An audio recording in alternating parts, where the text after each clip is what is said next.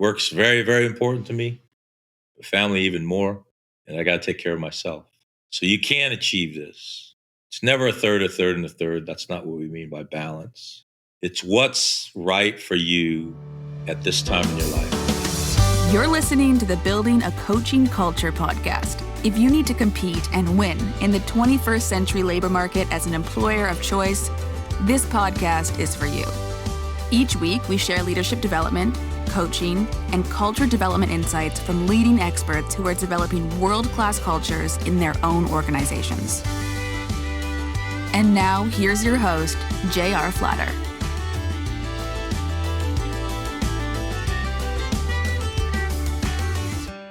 Hey, welcome back, everyone. I'm J.R. Flatter. I'm here with my co-host, Lucas. Hello. He's our millennial co-host. I'm the boomer of the group. And Miss Rosalie, who is our Gen Z of the cohort. So we're going to have an intergenerational conversation. And I know our cohort is building a coaching culture. But for us, a fundamental piece of building a coaching culture is building your house of leadership. And so when we think about building a coaching culture, it's building leadership depth, coaching accreditation, and culture development. And so today we're going to focus on starting a 12-week journey on building your personal and professional house of leadership. That's what this conversation is all about. And as always, Lucas and Rosalie jump in here whenever. So come with us on this journey for the next 12 sessions of building a coaching culture. We're going to be talking about building this house of leadership. We've done this a lot. Lucas, you've participated in several cohorts. Rosalie, you've participated in several cohorts, both as a facilitator and as a participant leader. So when I make this bold statement, this journey that we're beginning, it's going to change the direction of both your personal and professional life. I know that's a bold statement. And here at day 0 of this 12-week journey that we're going to be on, it's hard to believe that 12 hours of podcasts, 12 weeks of thinking about and taking action on these topics could literally change the direction of your life. But we've seen it again and again and again. So Rosalie or Lucas, jump in here and hopefully back me up. I was going to ask, could you bring up any examples of success stories that we could kind of elaborate on? Yeah. As of late, my exemplar of this statement is a cohort that we did a few weeks ago. But one of the participants came into the cohort as a favor to their daughter. So as a father coming into the cohort as a favor to the daughter. Because the daughter said, hey, I've been doing this coaching thing. I think it'd be really valuable for you. Could you come? Yeah, okay. It's 4 days, 30 hours. I can do that.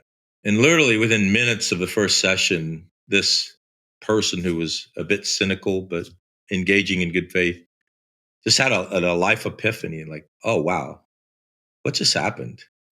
And this was hour 1 of a 30-hour boot camp. And for the remainder of the course was one of the most engaged, one of the most changed, and couldn't speak highly enough about the experience. That's just one exemplar. Rosalie, I know you've experienced and also facilitated similar discoveries. Yeah, it's truly tremendous to hear people's stories, especially those testimonial sessions that we have at the end of those 12 weeks to see and hear how the people have grown. And you can see it during the program. You can see it in the way that they're discussing how the week went and how their developmental assignments may have gone. But it is truly at those sessions that they kind of draw those conclusions. And one of the most powerful I find every time we have an intergenerational program, that we're so much more alike than we may think. And sometimes those barriers that we put up inhibit us from learning more from each other. And I think that's a really beautiful thing. It's one of my big passions in life to make and help generations come together. So I think that's one of my favorite parts of the program to see and hear towards the end. Yeah, I don't think either of you were there, but we did a similar engagement in Seattle. It's been a few years ago, where we had 5 generations in the room. And it was a 3-hour engagement on a different topic, but it was intergenerational dialogue. And we split them into 5 groups, and they had a 20 or a 30-minute conversation with each group. I forget exactly. And you couldn't be in the same group twice. So every 20 or 30 minutes, they would rotate. And so each person sat in 5 different groups. And we did that at the end of the time. We said, as you're leaving, write the one thing that stood out the most for you. And almost to the person, they said exactly what you said, Rosalie. We are so much more alike than we are different across 5 different generations. It's just incredible. So thanks for bringing that up and reminding me. So 12 weeks and 12 different topics. You would ask me perhaps why 12 weeks? Why not 12 hours? Why not 12 days? It takes that long to get your head around some of these ideas. And it takes that long to form new habits. We're also going to give you developmental assignments after each 1-hour lecture. So it takes time to schedule and execute those assignments. There's a lot of varying opinion in the literature. How long does it change to change a habit? How long does it take to change behavior? Some people say hours, some people say months, if not even more. But we found somewhere around 100 days in our experiences. And 12 weeks is 84 days. What often happens is if you miss one of these, you're not able to do the developmental assignments on a particular week, it gives you a couple buffer weeks before you get to 100 days. And there is something magical about 100 days for the human animal. If we meet each other for the first time and spend time together, you start to form opinions of me, I start to form opinions of you. And those opinions get set in stone somewhere around 100 days. And it's very difficult to change them and move them. So that's why we do the 12-week framework, 12 weeks and 12 topics. We also get asked a lot, why the 12 weeks? And we were actually just asked that in a session earlier. And it's often, there are programs out there that can be 2 days or, a weekend of growth and development. But it's really important especially for those coaching relationships, or if you're looking to build a coaching culture and organization, to sustain and support the maturation of that. And I think that's why programs like these are so great, because they're a part of your life. Yes, they're another thing on your calendar, but with those developmental assignments, you're constantly thinking about it, you're working on it, and thinking about those areas you want to grow personally and professionally. Yeah, with regard to commitment, these discussions between the 3 of us are going to be somewhere in the vicinity of an hour. We're going to ask you to journal every day for a few minutes. So that's another 20 to 30 minutes. We're going to ask you to schedule and have conversations with others. So that's another perhaps hour a week. We're going to ask you to have conversations with significant others in your life. So who in your world matters to you? I know, Lucas, you have a wife and a new baby and just finished your MBA. You're asking yourselves, what's next for us? Your wife recently completed a life-changing developmental experience. And so seeking new profession, you finished your MBA, seeking what's next. You have to include significant others in those conversations. If you don't, you're going to go down this journey by yourself, or you're just it's not going to happen. So we strongly, strongly recommend having a conversation with significant others. And then also go find a coach to go on this journey with. We can help you find a coach. If you don't have one, find someone in the coaching world that can help you on this journey. A peer-to-peer coach, a coach that we could help you find. But have a conversation with them. So that's why it's 12 topics in 12 weeks. Our asks of you: set aside this time for yourself. Set aside an hour a week to listen to this podcast. It's going to be life-changing. Let your guard down. Like the gentleman that we described from the recently finished cohort, came in with a bit of cynicism, came in as a favor, but also came in with his guard down and had life-changing experiences. And finally, open your heart and open your mind. A lot of these topics might leave you scratching your head here at day 0. If you engage in good faith with an open heart and open mind, literally going to change the path of your life. The way you lead, the way you live, the way you think, the way you make decisions.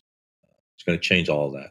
We definitely bring this up a lot, and when we have guests on, even like, what do you say to somebody that's more skeptical about coming in and learning about this kind of topic? And I think, keeping an open mind and an open heart, and looking at things kind of with that intention to understand, instead of just folding your arms and yeah. So this is our framework. You're going to see this house a lot. We are going to either build, or if you already have a good sense of your leadership, remodel your house of leadership. And we're going to go through this in great detail today, but also we're going to focus on each one of these for an entire week. So courage is the foundation, the 4 pillars of principles, TCE, work, family, self, vision. I'm going to take a week for each of those. And then the enabling characteristics that enable us to execute upon our 4 pillars and to demonstrate our courage. And then finally, a journey of lifelong learning. So this is the house of leadership. We're going to build or remodel. And I think the word on the last slide of remodel is really important here, to build and remodel, because some people, for them, starting to think about these concepts, it might be the first time in their life that they're thinking about this. And other people might be in the middle of their career and they've thought about it in the past, but it's something that I truly believe anyone can rethink and rebuild at any part of their life. It is your own house of leadership, and no 2 people's house of leadership is going to look the same. In coaching, this is a tremendous tool to use over the maturation of the coaching relationship. It's having these concepts in your mind while you're coaching the individual, for me, has been really beneficial. But no 2 house of leadership are going to look the same.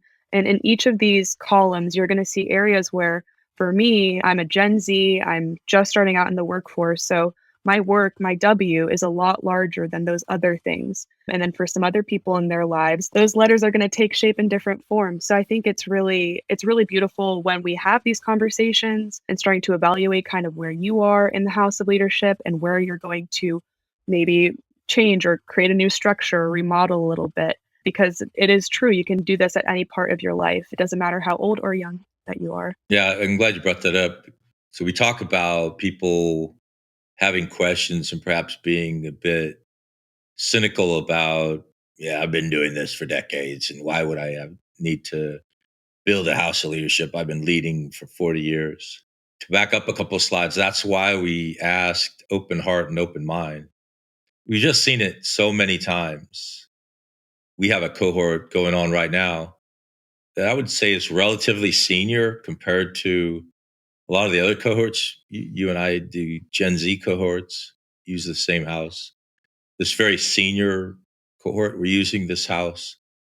And I could tell in day one when we introduced it, it's like, yeah, okay, this is another framework. The dozens that I've seen, I've been leading for 20x years. I'll play along. But then they see the magic everyone's going to see as they participate in this 12-week conversation. So we'll go back to the keep an open heart and an open mind again and again and again, especially here in the early days of this journey. So let's walk through just a quick build. And courage is the foundation. Where does that come from? So I've been leading for over 40 years.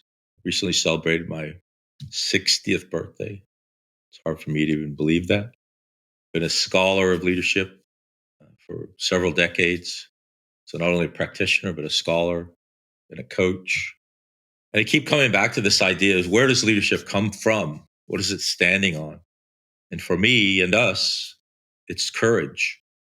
When my principles are tested, when my vision's tested, when I'm questioning myself, we talk a lot about the imposter syndrome. I always come back to courage. Do I have the courage to follow my vision? Do I have the courage to align myself to my principles? Do I have the courage to balance my work, family, and self? So not only me as an individual, but me as a leader, leading a complex organization, or me as a coach, coaching people who are leading complex organizations. It's all about courage as the foundation. Yeah, and I mean, if you are talking about coaching specifically, you can jump into a room with a stranger that might have a resume like that's 5 times more impressive than your own, and I just had an experience with that, and I was getting nervous, and then after the session, she says, "Oh, this was so useful for me, so thank you so much." And I was thinking to myself, "Oh my gosh, like I was so anxious about this," and so that kind of feeling that, I can add value to this situation is really helpful. Yeah, that's incredible. Yeah, absolutely. I agree with Lucas there. I also was in a situation very similar. The person completely outranks me, and then you start getting in that self-doubt stage in your mind, and you gotta be focused on the coaching session. But one of the things that was really hindering me was I hadn't coached in 7 months, and this was my first time coaching, and I was so nervous for it. And at the end, she said how grateful she was and she's excited to start this coaching relationship. And I was just in shock. I was like, I'm going to be honest with you. This is my first time coaching in a long time. So that means a lot. So it's truly, this is the foundation for sure. Yeah, it's funny. Both of you mentioned it as your coach of the coach. Earlier today, we were in a cohort, and you were mentioned by name, Rosalie, as having achieved the breakthrough growth. And I tell you, as the coach of the coach, my heart was singing like, yes, Rosalie, go Rosalie. And that's experience our other coaches will have if they continue on this journey. You get to do that. I just think it's so amazing. You get to change people's lives. Principled, our first of 4 pillars. The dictionary definition of a principle is behavior that you choose to exhibit, a belief system that you choose to align to. I don't want to split the academic hair too much on this because there are academic treatises that we could spend days talking about. But for me, it's what's important to you in your life and how are you communicating and demonstrating that? What's right and wrong for you? What's right and wrong for the organization that you lead? As a coach, what are your principles as a coach? I think for both of you, not to put words in your mouth, but you want to help people achieve their personal and professional goals. And we get to do that as leaders. We get to do that as coaches. And so that's a principle that we align ourselves to. Equally important is we're not judging others when we lay out our own principles. Every organization has a set of core values that one might say these are the principles of the organization. We have them here: service before profit, pursuing work that excites us, and developing our leaders from within. Are we communicating that and are we demonstrating that? Every time we promote somebody on the team, my heart sings because that's demonstration of our principle. Every time one of our team goes through a coaching accreditation or a PMP boot camp or gets a CISP accreditation, gets an MBA, graduates with their bachelor's, that's us demonstrating our principles. I believe as a leader, you have to have a set of principles. If I'm going to align myself with any organization, I have to agree that I will align myself with their principles. So we follow the core values and ethics of the International Coaching Federation. We work with government organizations. We work with commercial organizations. We have to align ourselves within their principles if we're going to work together. Everything else, you get to choose. So beyond those 3 core values, you get to choose. We work hard. We play hard. If you want to be part of this team, you're going to need to be part of that. I guess the thing that always comes up in my mind is, having diverse group of people and with their own principles, but then also having their like an organizational set of principles. Like, how do you balance that, and what's a good, healthy relationship between those things? Yeah, that's a great question. And it's a good opportunity to discuss the difference between ethics and morality. Ethics are organizational. Morality is me. What do I believe? And if I can't align my morality with my organization's ethics, that's going to be a real challenge. I'm either going to have to rewrite the ethics. If I own the company, maybe I'll have an opportunity to do that. But then my team's going to look at me and say, hey, for 21 years, you've been telling me this. And now suddenly that's not important. More than likely, if your morality, your me, doesn't align with the ethics of the organization, you're probably going to have to vote with your feet. Whether it's a church, a for-profit organization, a government agency. I served for many years in the Marine Corps. And a mentor told me, the Marine Corps has been around for 240 odd years, pretty successful. If you're frustrated with them, it might be time for you to move on. You could ask, if you are struggling, is this really that important? How I wear my hair, what I wear to work, what hours I work, where I physically work. We've gone through a huge shift in the last couple of years of the where do I actually perform my work being, it's this cube right here, to overnight, well, perhaps that's not that important. So what was the principle that was requiring me to come to that cubicle? Was it actually a principle? When you're in duress, are you exhibiting the same principles? During a crisis, are you demonstrating the same principles? If you're not, they probably never were your principles.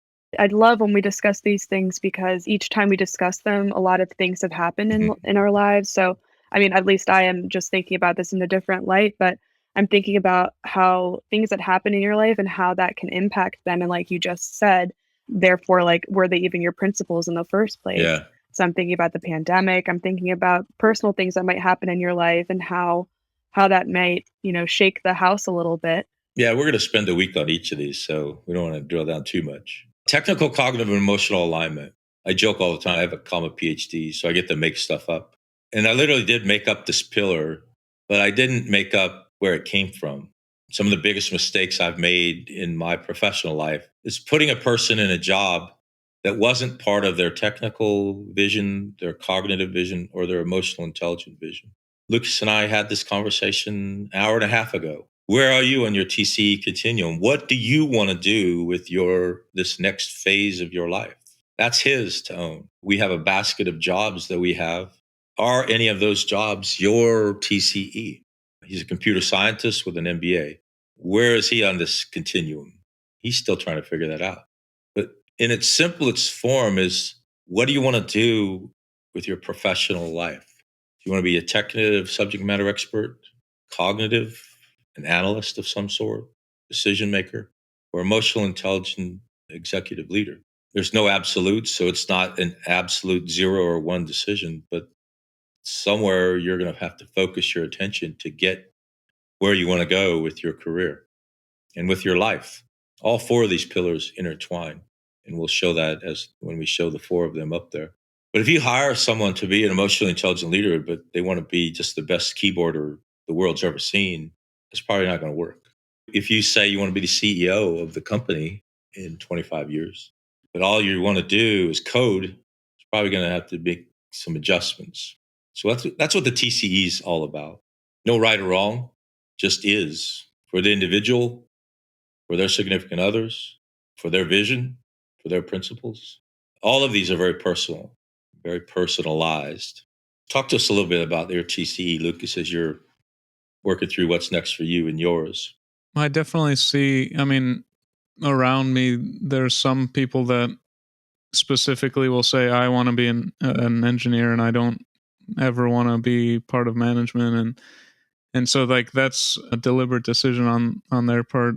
Oh, I want to focus on the technical and not necessarily think about cognitive and emotional elements of work. And I do think about that with, you have a certain set of skills, but you can go get, you can work on your emotional intelligence and your communication. And then, so my challenge, I guess, is trying to find a little bit of a hybrid where I am able to hold on to a little bit of the technical skills but also opening myself up to other opportunities. I don't know if that elaborates. And, as quickly as technology changes, that's got to be a huge burden on your mind.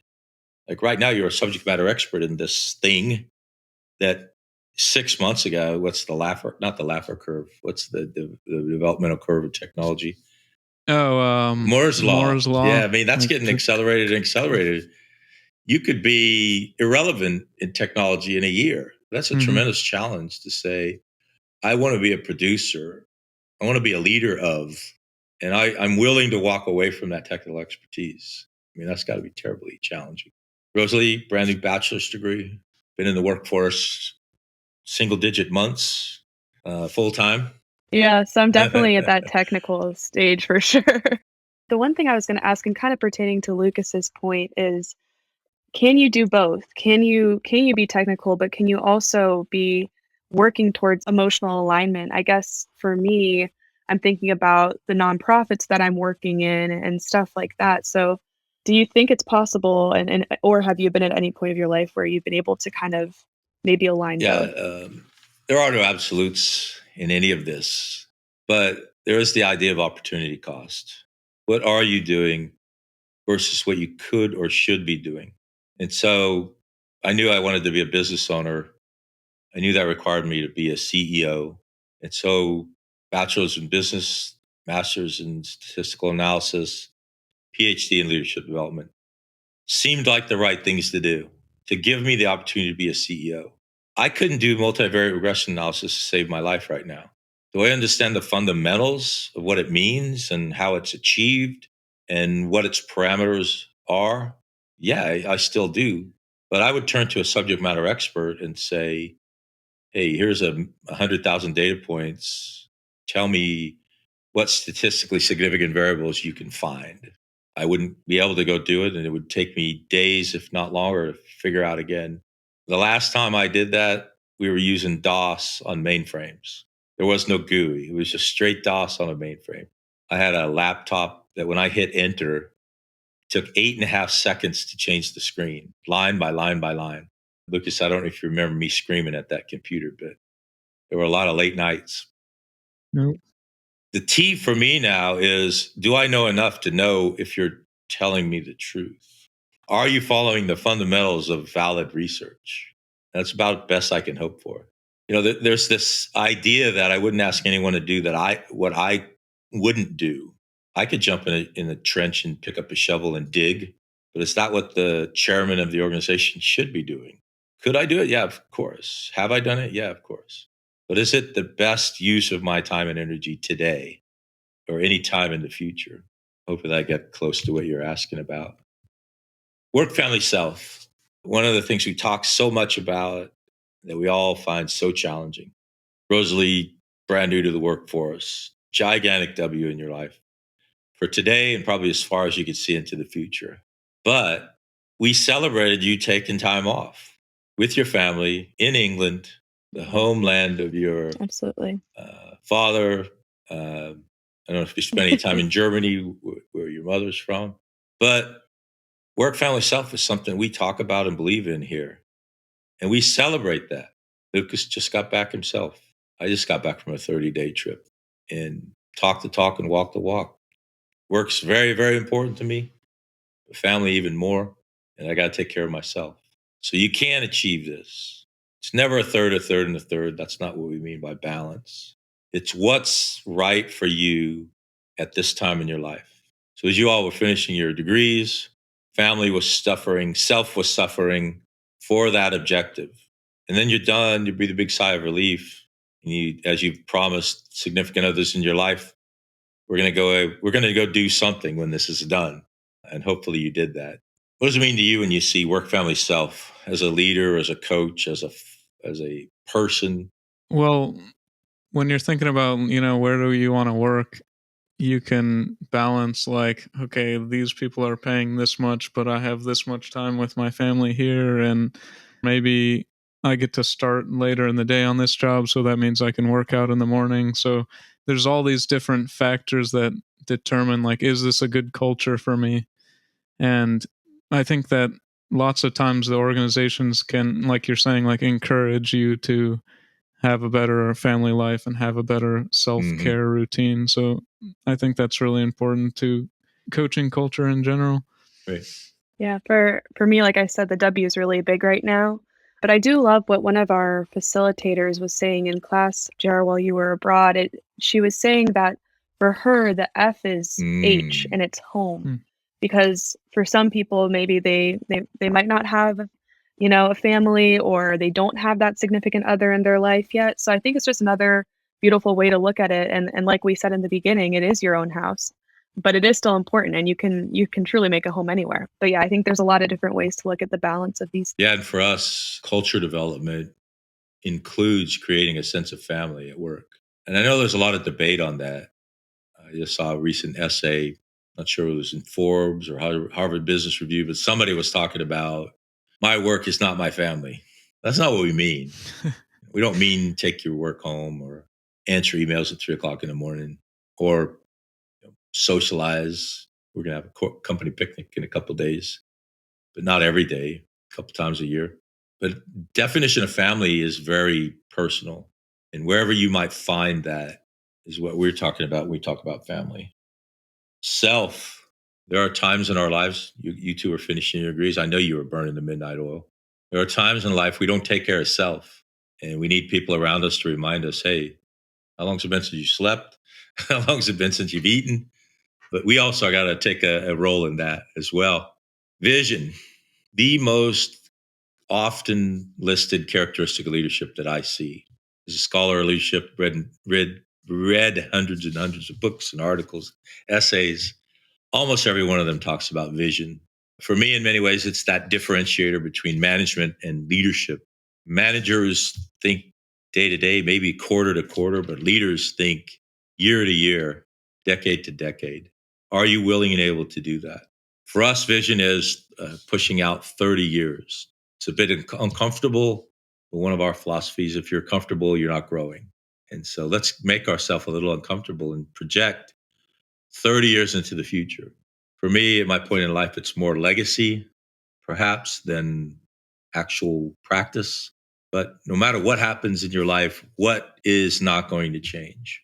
So your health, your work, your family, 30 years from now, you want to be surrounded by people who love you, either in a successful career, having finished a successful career, perhaps some financial freedom, not living paycheck to paycheck.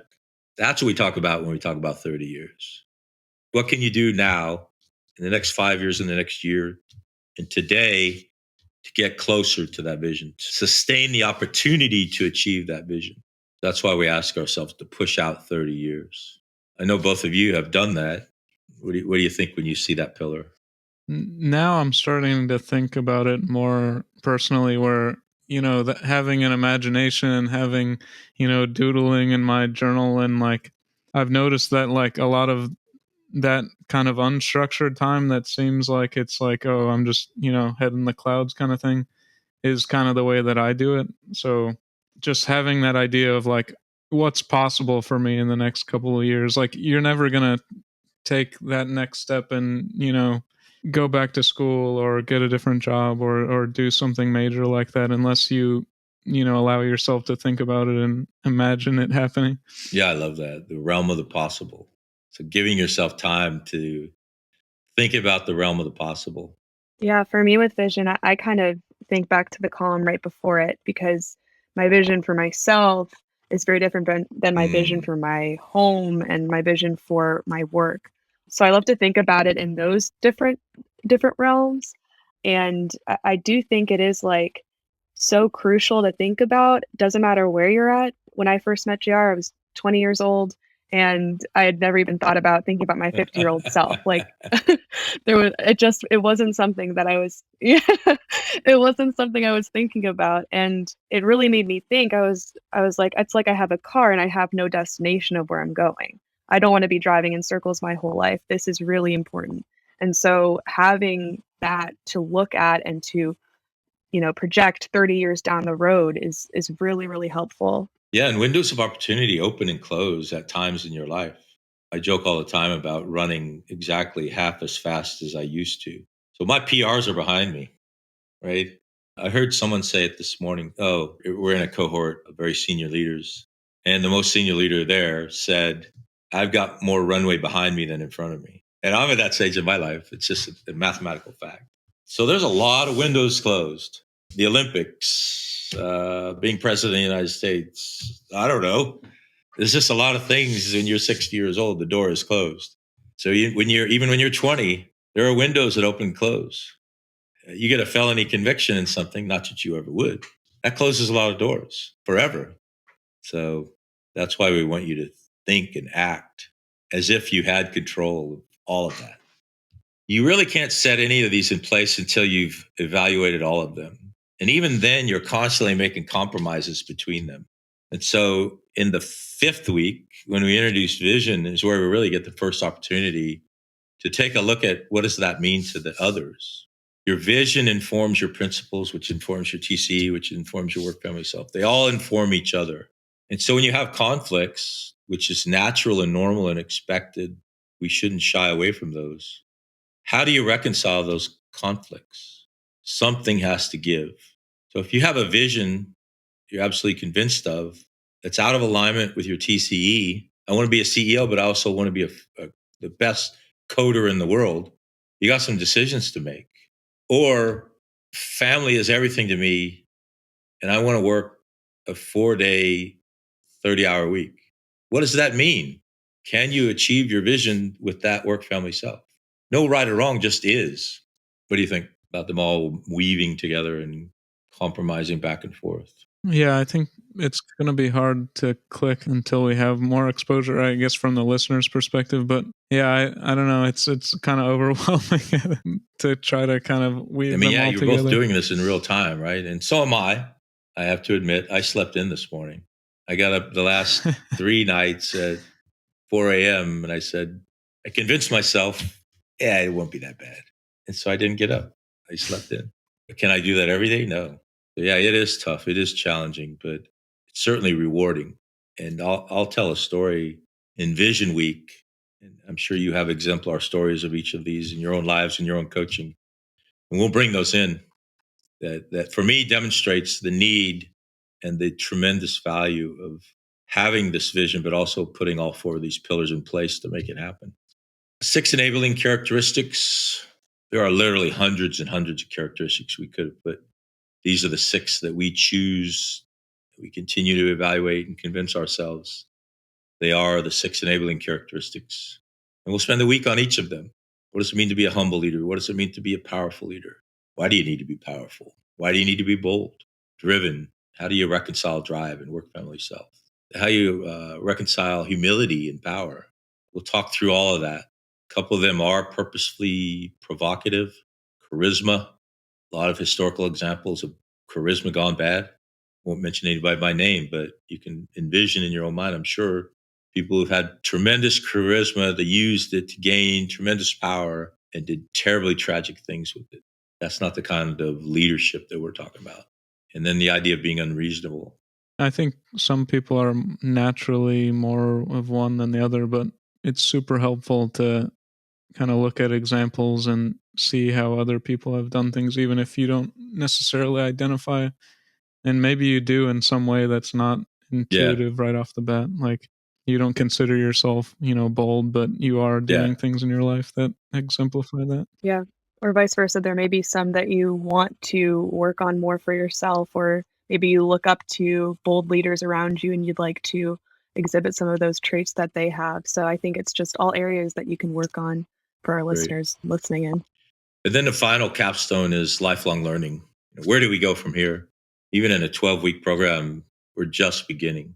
And so how do we approach mastery of these? If you think about continuum of knowledge, it starts with awareness. And so for many of us, the first time we've thought about these things and become aware of TCE or aware of work family self as a component of our leadership.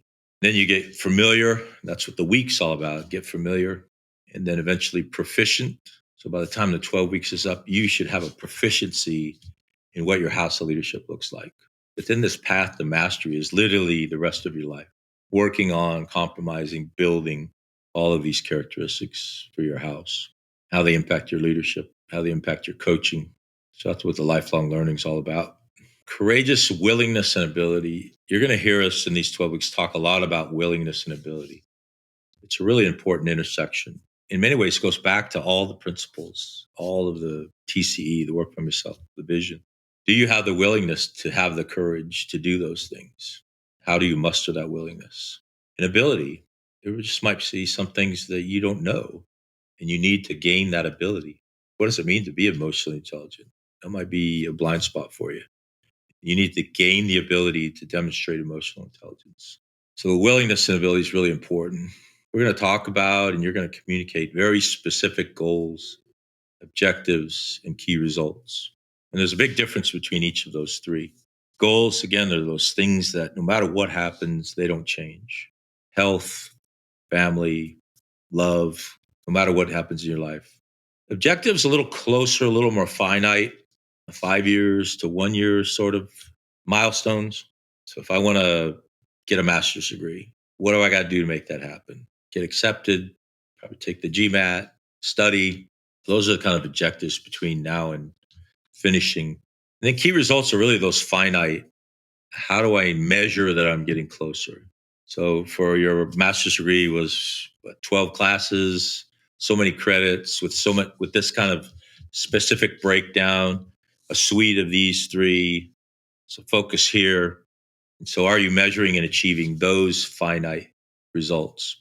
And for us, for self, others, and the organizations that we work with and for, so that includes profit, for-profit, churches, soccer clubs, our work, our home, all of those things fall into this idea of courageous willingness and ability.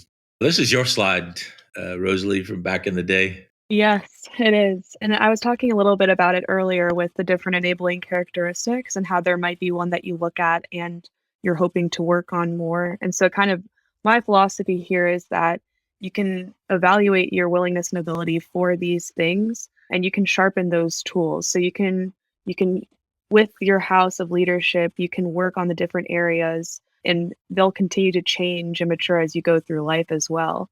I remember when I was in high school, I asked this one leader that I looked up to. She was my Latin teacher, and I said, "How do you not care what people think of you?" And she said to me, she was like, "It's something that comes with age." And I was like, "No, but what's the secret?" And it's something that, this program has also helped me look at too. But yeah, I really do think there are areas that you can change and it's not fixed in any sense of the word.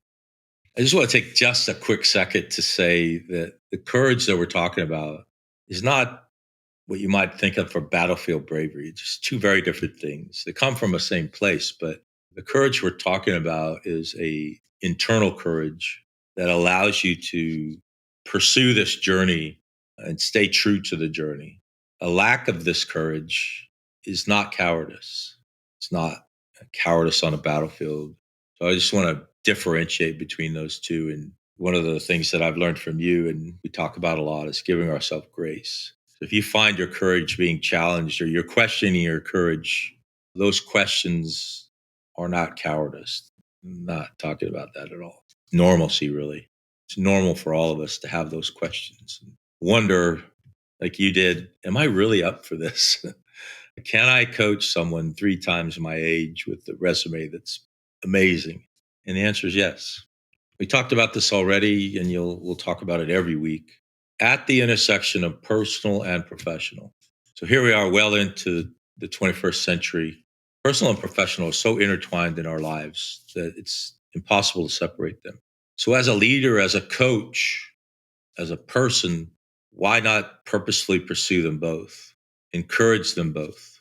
As you're thinking about the next steps in your life, evaluating the cultures, evaluating your path, I strongly suspect that this personal and professional is central to those decisions.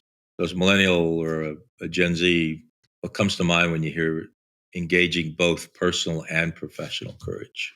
I mean, I guess there's some things, speaking of opportunity costs, like maybe if you focus 100% on technical, if you're a programmer and you study for the job at Google and get that job, and then, I mean, they're notorious for like having a very intense culture compared to, some other places. So are you willing to sacrifice things in your personal life for your professional life? Does one take precedent over the other, or like finding a balance there? And yeah, like there's all sorts of decisions you can make that affect that in your life.